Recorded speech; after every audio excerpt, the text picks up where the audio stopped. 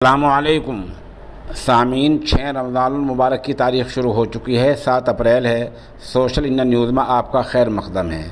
ख़बर का उन्वान है, पुलिस थाने में सहाफ़ियों को अर्धनग्न किया गया, नीम बरहना किया गया।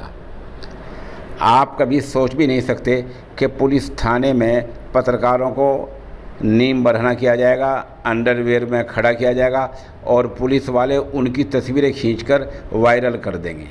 लेकिन ये हिंदुस्तान की रियासत मध्य प्रदेश में हुआ है और ये आज ही हुआ है।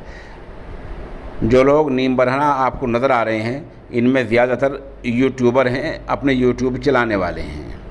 आपको बतला दें कि मामला मध्य प्रदेश के सीधी इलाके का है। सीधी इलाके में बीजेपी मेंबर असम्बली हैं केदारनाथ शुक्ला।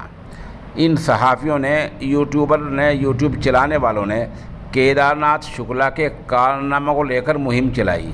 जाहिर बात है, मेंबर असम्बली होगा, गलत काम करेंगे तो उसके ख़िलाफ़ मुहिम भी चलाई जाएगी। उसके ख़िलाफ़ लिखा। आज कुछ लोग सीधी थाने के बाहर मुजाहरा कर रहे थे। ये सहाफ़ी वहाँ कवरेज पर गए थे तो पुलिस ने उन लोगों के साथ साथ इनको पकड़ा, जैसे कि हम वीडियो में आपको ये दिखा रहे हैं, और बेरहमी से इनको थाने के अंदर ले जाया गया और अर्धनग्न किया गया। अंडरवियर में इनको खड़ा कर दिया गया और पुलिस वालों ने, जैसे कि इन लोगों ने बयानात दिए हैं, इनकी तस्वीर खींचकर सोशल मीडिया पर वायरल कर दी। ये सेकुलरिज्म के चौथे सुतून के साथ हिंदुस्तान की रियासत मध्य प्रदेश में हो रहा है। वहाँ के एसपी ने कहा कि कार्रवाई हो रही है, 2 पुलिस एहलकारों को लाइन अटैच किया गया है और मामले की जांच जारी है। किन किन लोगों के कपड़े उतरवाए गए हैं, ये सहाफ़ी कौन कौन हैं, इनके नाम भी सुन लें। इनमें कनिष्क तिवारी, न्यूज़ नेशन, ये इनका अपना यूट्यूब चैनल है।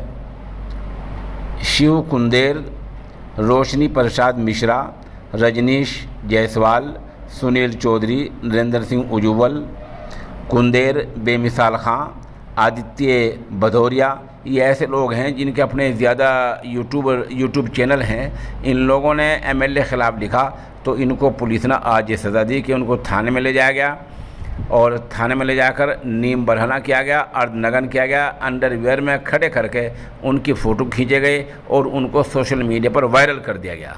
पुलिस कह रही है कि हम कार्रवाई कर रहे हैं, हम इसकी सख्त अल्फाज में मज़म्मत करते हैं और जो हिंदुस्तान में सहाफ़ियों की बड़ी तंजीमें हैं उनसे दरख्वास्त करते हैं कि इसको आला सतह पर उठाएं और वहाँ की पुलिस को मज़ीद बेनकाब करें और पुलिस के ख़िलाफ़ कार्रवाई कानून के अंदर रहते हुए कानूनी कार्रवाई कराएं।